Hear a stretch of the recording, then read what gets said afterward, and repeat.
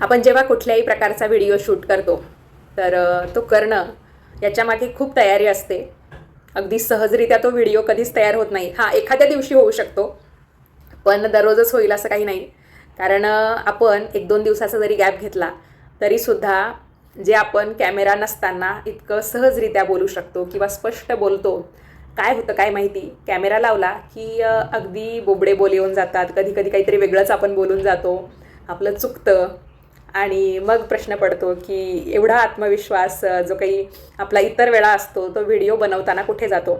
खरं तर व्हिडिओ बनवण्यासाठी प्रत्येकाला खूप धैर्य लागतं आणि ते हळूहळू काय म्हणतात सवयीने त्या कामामध्ये सातत्य राखल्यामुळे येऊन जातं.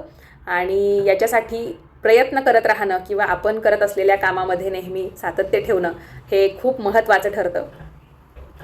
यूट्यूबने पैसे दिले तर ही खरं तर आपल्या कामाची कमाई आहे.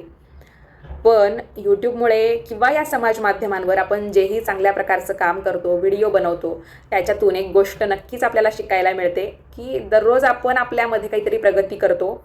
आपल्याला जर अशी सवय नाही राहिली, आपण बोललो नाही, तर कदाचित दिवसेंदिवस आपला आत्मविश्वास हा कमी होऊ शकतो किंवा आपल्याला कुठेतरी काही स्टेजवर बोलायची कधी संधी मिळाली तर आपण व्यवस्थितपणे बोलू शकणार नाही. कारण शाळा कॉलेज सोडून आपल्याला भरपूर दिवस झालेले असतात आणि पुन्हा लवकर लवकर काही संधी आपल्याला मिळत नाही. तर सोशल मीडियाचे जेवढे तोटे आहेत तेवढे काही चांगले फायदेसुद्धा आहेत आणि आपण नक्कीच चांगल्या गोष्टींसाठी सोशल मीडियाचा वापर करावा असं मला वाटतं. आता मंडळी, तुम्ही जर आपल्या शीतलवाणी चॅनलला सबस्क्राईब केलेलं नसेल तर कृपया करून सबस्क्राईब करा. नवीन काहीतरी मी सुरू केलेलं आहे, म्हणजे धार्मिक कथा आहेत त्या सांगण्याचा प्रयत्न करते. आणि त्याच्यातून म्हणजे बऱ्याच जणांना वाटतं की कथा वाचून सांगतात वगैरे, पण बघा, कथा वाचून सांगण्यापेक्षा तुम्हाला ती कथा किती समजते, त्याच्यातून तुम्ही काय प्रकारचा बोध घेताय, कोणती नवीन गोष्ट तुम्ही त्या कथेच्या माध्यमातून शिकलात, हे फार महत्त्वाचं आहे. आता बघा, कथा फार मोठ्या असतात, कधी कधी मलाही त्या पूर्ण माहिती नसतात.